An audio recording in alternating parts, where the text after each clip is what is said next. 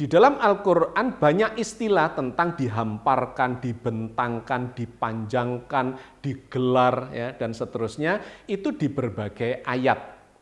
Memang benar adanya Al-Quran bercerita tentang bumi yang dihamparkan itu. Ternyata tanah bumi ini memiliki ketebalan dan tidak sepenuhnya berupa dataran semua. Kenapa? Di berbagai ayat Allah bercerita tentang selain dihamparkan itu, Allah juga membentuk tanah-tanah itu memiliki ketinggian dalam bentuk gunung-gunung.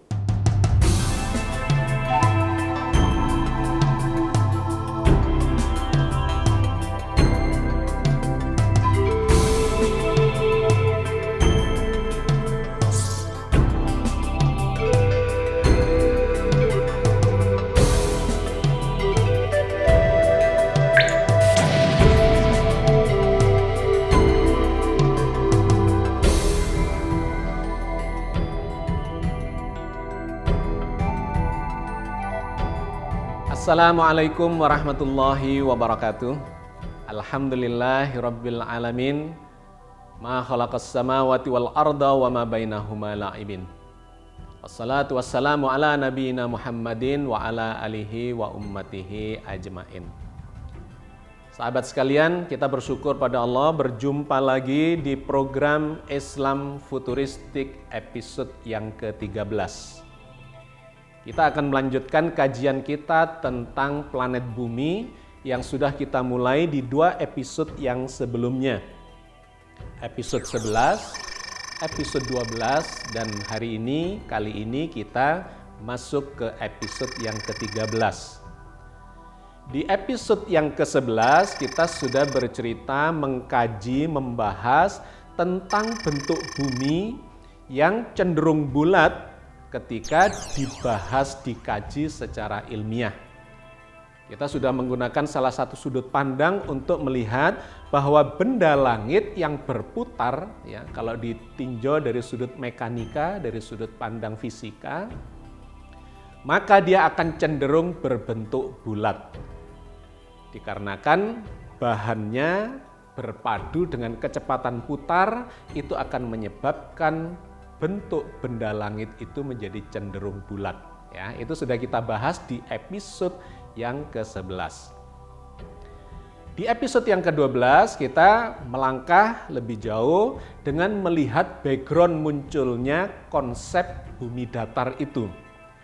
Bahwa konsep bumi datar itu muncul di abad pertengahan, di abad ke-18, 19, di mana konsep ini didasarkan pada pendapat dari kalangan gereja yang waktu itu berpendapat bahwa salah satunya bumi itu datar, dan kemudian ada seorang bernama Samuel Robotham yang menulis buku yang menjadi rujukan dari Flat Earth Society atau kalangan bumi datar, yaitu buku yang berjudul Earth Not a Globe dan seterusnya. Kita sudah membahas tentang itu, bahwa munculnya konsep flat earth itu adalah di zaman terjadinya pertentangan antara otoritas gereja pada waktu itu dengan kalangan ilmuwan yang sedang mengembangkan pemikiran-pemikiran konsep tentang astronomi dalam sudut pandang empirik.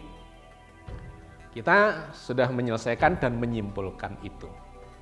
Nah, sekarang di episode ke-13 ini kita melangkah lebih jauh lagi untuk mencoba mengambil rujukan dari dalam kitab suci Al-Quran. Karena banyak saudara kita kalangan bumi datar yang memberikan argumentasinya bukan secara ilmiah tetapi mengambil dari ayat-ayat Al-Quran. Karena itu kita perlu melakukan klarifikasi apakah benar Al-Quran itu memberikan konsep, ya, memberikan informasi bahwa bumi ini berbentuk datar. Oke. Sahabat sekalian, untuk bisa mengambil pelajaran dari dalam Al-Quran, kita harus mengikuti metodologi yang diajarkan oleh Al-Quran itu sendiri. Poin penting yang ingin saya sampaikan pertama adalah bagaimana cara kita memahami informasi-informasi terkait dengan bentuk bumi itu, di mana ayat-ayat yang bercerita tentang bumi itu masuk di dalam kategori ayat-ayat kauniyah, dan ayat-ayat kauniyah itu masuk di dalam kategori ayat mutasyabihat. Ada sebuah ayat yang sangat menarik yang difirmankan Allah di dalam surat Ali Imran ayat ke-7 yang bunyinya A'udzubillahi minasyaitonirrajim. Bismillahirrahmanirrahim. Huwallazi anzala 'alaikal kitab minhu ayatum muhkamat hunna ummul kitab wa ukharu mutasyabihat. Fa ammal ladzina fi qulubihim zayghun fayattabi'una ma tasyabaha minhu ibtigha al-fitnah wa ibtigha ta'wilih. Wa ma ya'lamu ta'wilahu illallah. Warrasihuna fil ilmi yaquluna amanna bihi kullum min indi rabbina wa ma yadzakkaru illa ulul albab. Dialah Allah yang menurunkan Alkitab, Al-Quran kepada kamu. Di antara isinya adalah ayat-ayat muhkamat. Itulah pokok-pokok isi Al-Quran. Dan yang lainnya adalah ayat-ayat mutasyabihat.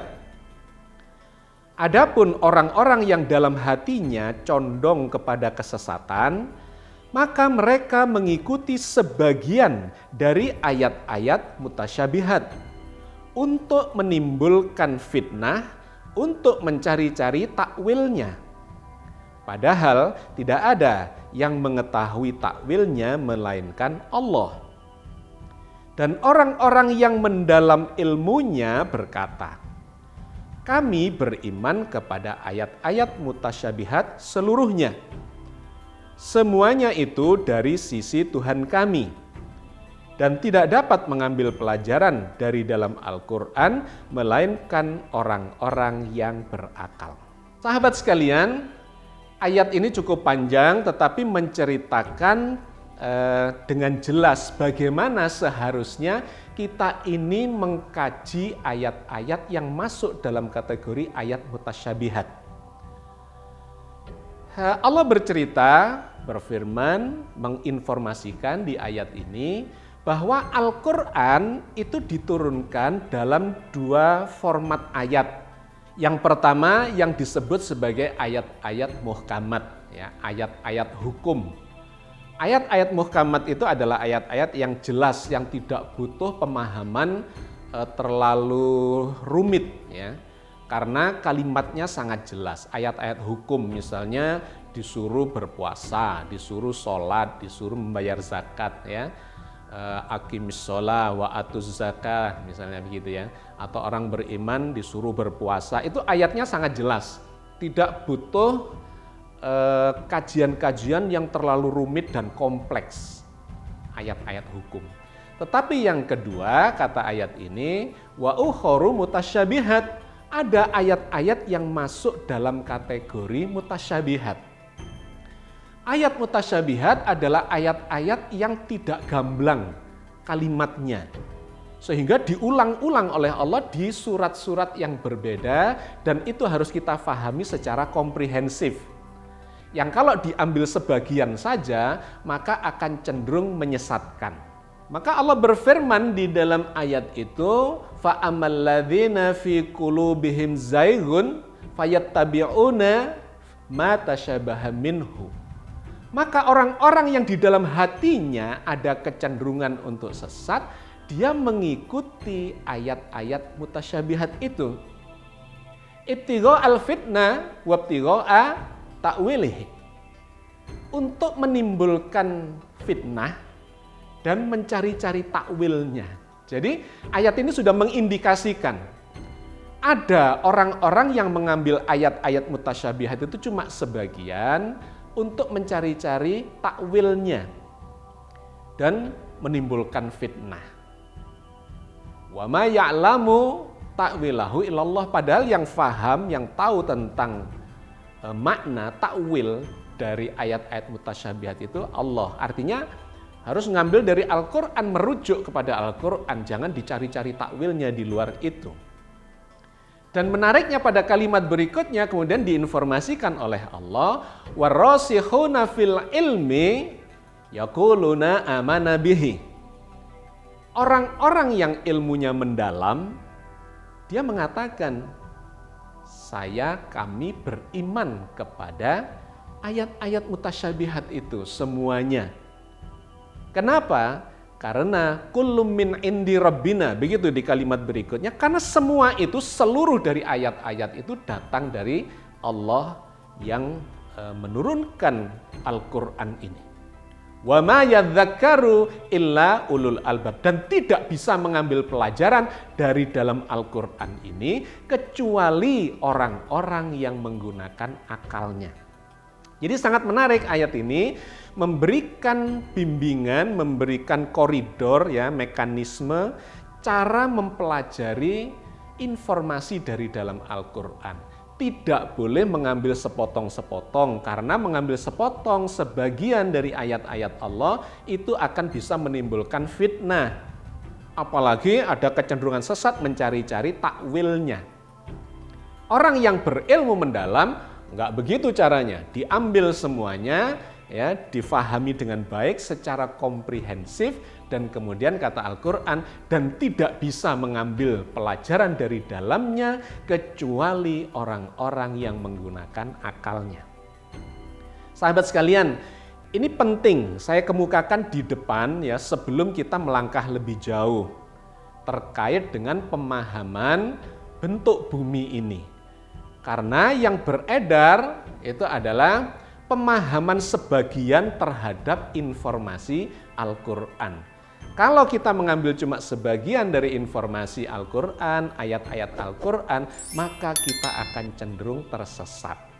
Oke, ya, ini poin pertama sebagai pondasi dari proses pembelajaran kita, kajian kita tentang bagaimana memahami informasi Al-Quran terkait dengan ayat-ayat kauniyah, ayat-ayat mutasyabihat, lebih khusus lagi berbicara tentang bumi.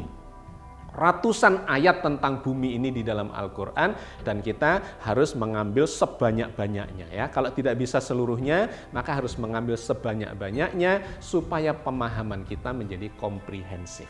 Sahabat sekalian, sekarang marilah kita mulai mengambil rujukan-rujukan dari firman-firman Allah di dalam Al-Quran, ya. Ayat-ayat yang bercerita tentang bumi itu, bentuk bumi itu. Salah satunya adalah ayat yang ada di dalam surat Al-Ghasyiyah, yang saya kira sahabat sekalian sudah sering mendengar atau bahkan hafal tentang ayat itu, yaitu yang ada di ayat 17 sampai ayat 20. Bunyinya, Bismillahirrahmanirrahim. Afala yanzuruna ilal ibili kaifa khuliqat wa ilas samai kaifa rufi'at wa ilal jibali kaifa nusibat wa ilal ardi kaifa sutihat.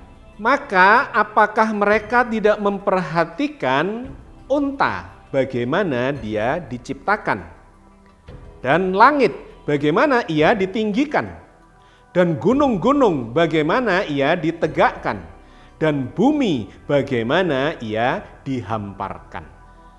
Sahabat sekalian, sengaja saya mengambil ayat-ayat ini, beberapa ayat, untuk memberikan gambaran tentang konteksnya, ya. Ayat ini atau rentetan ayat ini dimulai dengan kalimat afala yanzuruna ilal ibili kaifa khuliqat. Apakah mereka tidak melakukan pengamatan, penelitian, ya, observasi, ya. Kata yanzuru itu berasal dari akar kata nazoro. Nazoro itu artinya mengamati dengan sabar, ya, meneliti. Artinya Al-Quran itu mendorong kita untuk melakukan penelitian terhadap apa? Terhadap unta. Ilal ibili kaifa khuliqat, bagaimana unta itu diciptakan. Nah, di sini menggunakan kata kaifa. Pertanyaan bagaimana itu harus dijawab dengan mekanisme, dengan proses, dengan data-data yang banyak. Karena itu tidak bisa kalau tidak melakukan pengamatan. Ya, jadi ayat ini sangat menarik, sangat ilmiah, sangat saintifik. Karena untuk bisa menjelaskan tentang unta atau apapun nanti yang dipertanyakan dengan kaifa, dengan bagaimana, itu harus didahului dengan penelitian, dengan pengamatan, dengan observasi, dan kemudian dianalisa mendapatkan kesimpulan. Oke, ini poin 1 dari rentetan ayat itu. Kemudian dilanjutkan di situ, selain kepada unta, kemudian ilas samai kaifa rufi'at, bagaimana langit itu sedang ditinggikan. Ini juga menggunakan pertanyaan atau istilah kaifa, bagaimana langit sedang ditinggikan. Artinya kita disuruh meneliti langit itu. Dan ternyata nanti kalau kita bahas ya langit memang sedang meninggi. Itu data fakta ilmiah. Yang ketiga, wa ilal jibali kaifa nusibat, dan kepada gunung-gunung bagaimana dia ditegakkan. Nah, kemudian yang keempat barulah wa ilal ardi kaifa sutihat, dan bagaimana bumi itu dihamparkan. Kata dihamparkan itu menggunakan kata satoha ya, yang artinya ya dihamparkan dalam permukaan yang luas. Tetapi sesungguhnya di dalam Al-Quran banyak istilah tentang dihamparkan, dibentangkan, dipanjangkan, digelar, ya, dan seterusnya, itu di berbagai ayat. Memang benar adanya Al-Quran bercerita tentang bumi yang dihamparkan itu. Misalnya ada beberapa ayat ya yang saya bacakan potongannya supaya Anda mendapatkan nuansanya, mendapatkan konteksnya, di mana Allah mengatakan memang permukaan bumi itu dihamparkan. Misalnya di dalam surat Al-Hijr, wal ardo madatnaha, dan bumi kami telah menghamparkannya. Atau di surat Toha ayat 53, alladzi ja'ala lakumul ardo mahda, ya, menggunakan kata mahda. Nah, di ayat yang lain lagi digambarkan dalam surat Al-Baqarah ayat 22, alladzi ja'ala lakumul ardo firasya, yang menjadikan bagimu bumi seperti permadani atau seperti tikar. Pada intinya memang Al-Quran menginformasikan bahwa bentuk bumi itu permukaannya adalah hamparan, luasan, dataran. Dan di surat Al-Baqarah yang bagian akhir tadi kita baca, digambarkan seperti firos. Firos itu tikar. Tikar atau permadani yang kemudian bisa digelar, dihamparkan. Nah, masalahnya adalah di dalam memahami informasi Al-Quran kita tidak boleh mengambil sepotong. Kalau sepotong, maka ini menjadi distorsi. Misalnya nih, Allah menggambarkan permukaan bumi ini dihamparkan seperti tikar, seperti permadani. Apakah Anda akan mengambil kesimpulan bahwa bumi ini bentuknya seperti tikar? Tipis, ya, tipis lembaran yang dihamparkan begitu. Apakah benar seperti itu? Anda mau mengambil kesimpulannya? Kalau Anda mengambil kesimpulannya sampai di situ, maka berarti kesimpulan Anda adalah lembaran. Permukaan bumi ini berbentuk lembaran yang tipis, yang kemudian tidak punya kedalaman, tidak punya ketebalan. Nah, itu kan salah. Karena ternyata tanah bumi ini memiliki ketebalan. Dan tidak sepenuhnya berupa dataran semua. Kenapa? Di berbagai ayat Allah bercerita tentang selain dihamparkan itu, Allah juga membentuk tanah-tanah itu memiliki ketinggian dalam bentuk gunung-gunung. Bahkan di surat Al-Ghasyiyah tadi sebelum wa ilal ardi kaifa sutihat, itu digambarkan wa ilal jibali kaifa nusibat, bagaimana gunung itu ditegakkan. Jadi ini ada permukaan tanah, ya, dataran yang hamparan itu, tapi Allah menegakkan gunung. Artinya ada ketinggian. Nanti di ayat yang lain lagi dikatakan itu ada jurang-jurang, ada lembah-lembah. Berarti kita tidak boleh berhenti hanya pada hamparan. Karena Al-Qur'anlah yang menceritakan wa ilal jibali kaifa nusibat. Dan harus melakukan pengamatan bagaimana gunung itu ditegakkan. kok bisa jadi dari hamparan kemudian menjadi tegak. Nah itu ada di ilmu geografi, di ilmu geofisika, di ilmu geologi. Bagaimana bentuk gunung itu terjadi? Wah itu pelajarannya panjang, bisa jadi 1 semester sendiri belajar tentang terbentuknya gunung. Tetapi poin pentingnya adalah gunung itu kemudian memiliki ketinggian. Ya. Ada gaya yang mengangkat sebagian lempeng bumi itu sehingga dia mengalami proses naik tinggi. Menggunakan kata nusibat. Ya. Nasoba itu terkait juga dengan kata nasib, ya, bagian. Artinya apa? Sebagian bumi, sebagian hamparan bumi itu mengalami proses ke arah tegak lurus terhadap permukaan itu sehingga membentuk gunung. Ya. Ditegakkan oleh Allah sebagian dari permukaannya. Dan nasoba itu juga bermakna proses yang panjang, ya. Proses yang panjang yang membutuhkan energi besar. Wah itu menjadi kajian tersendiri. Tapi poin penting yang ingin saya sampaikan adalah tidak benar kalau kita mengambil kesimpulan berhenti hanya di pemahaman bumi itu berbentuk lembaran datar seperti tikar. Belum selesai kajiannya. Karena Allah kemudian membuat atau menciptakan gunung.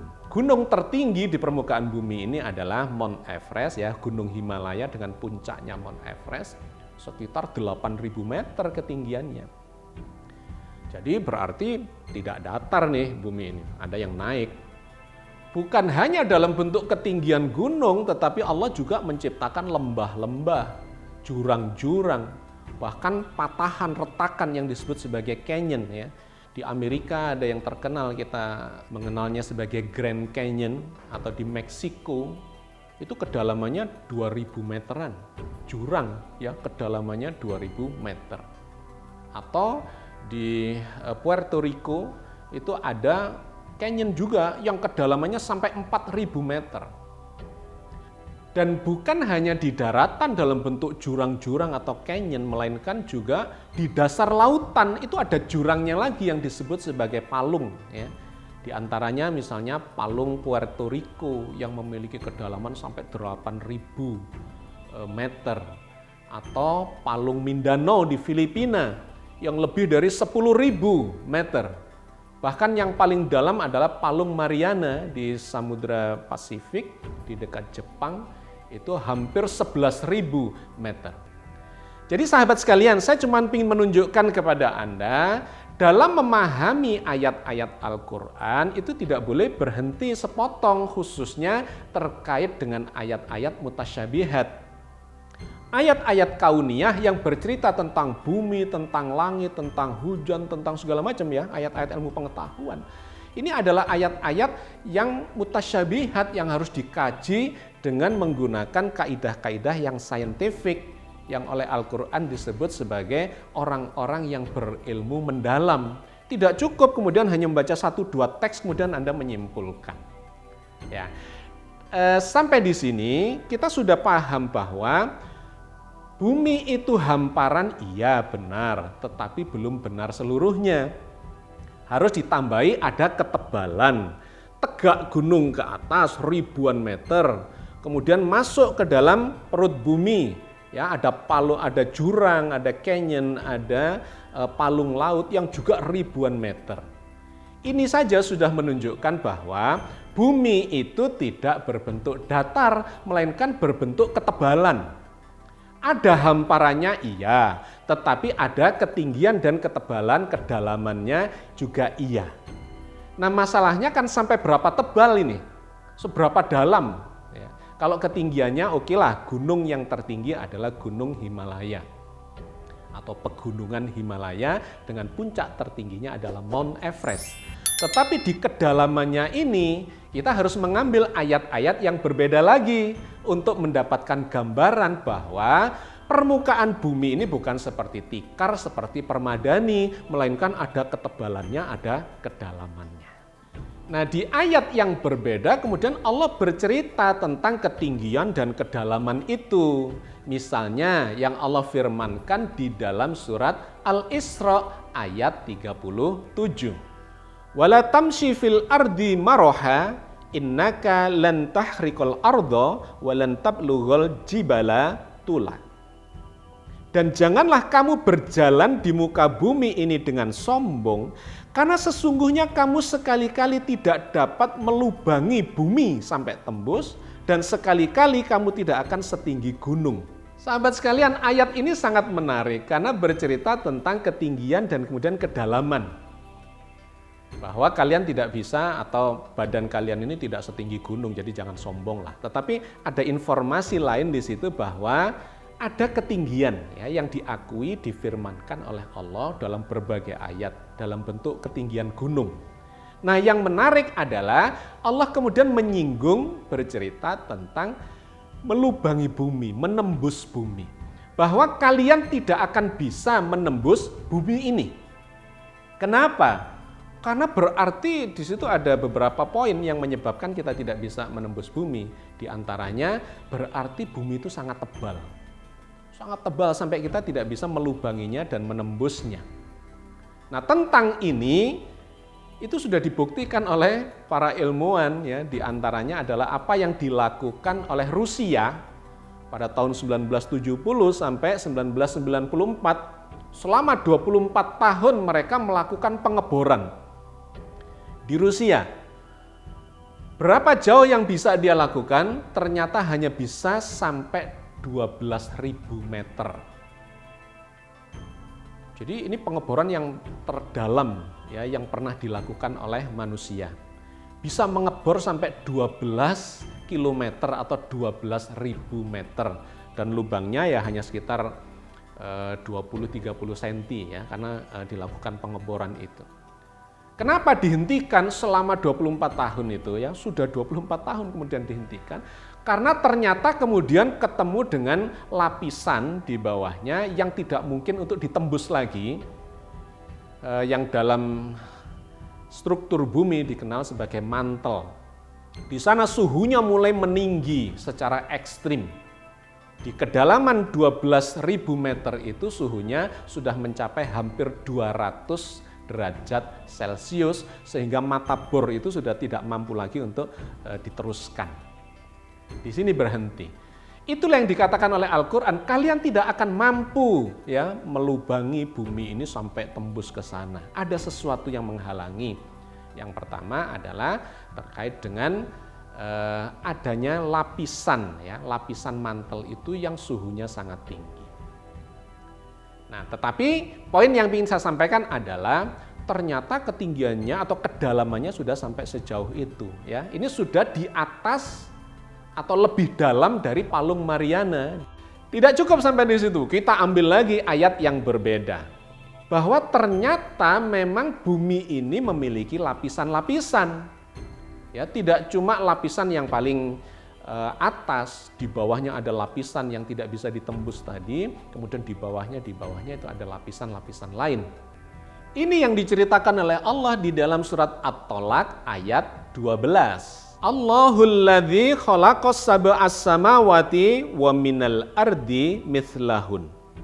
Allah lah yang menciptakan 7 lapisan langit dan seperti itu pula lapisan-lapisan bumi. Jadi ayat ini bercerita tentang lapisan-lapisan ya.